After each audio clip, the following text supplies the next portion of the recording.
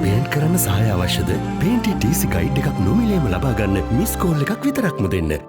After years of increasing economic problems and policy mistakes, Sri Lanka has committed to reform and rebuild. The IMF is here to help. The fund has approved about $3 billion over the next 4 years to support Sri Lanka in this time of need. Since 2019, significant tax cuts and delays in anticipated reforms have left the country entering the pandemic with thin currency reserves, high debt levels, and no fiscal space to buffer against shocks. With no reserves left, power cuts, shortages of food and medicine, and long lines for petrol emerged. Sri Lanka defaulted on its debt for the first time in its history.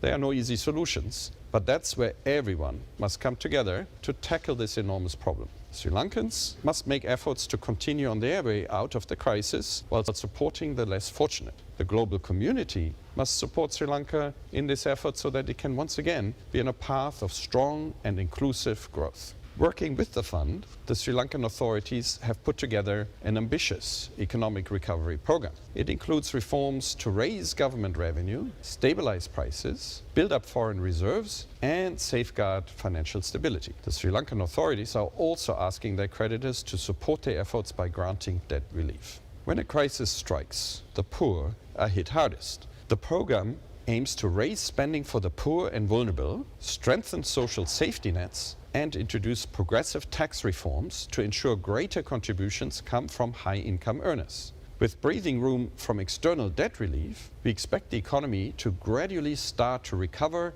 and expand.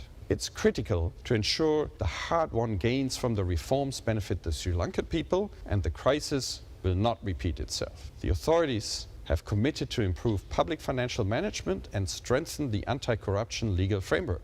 In addition, the IMF will assess governance and corruption vulnerabilities and provide recommendations. We at the IMF look forward to working closely with the people of Sri Lanka for a brighter future for all.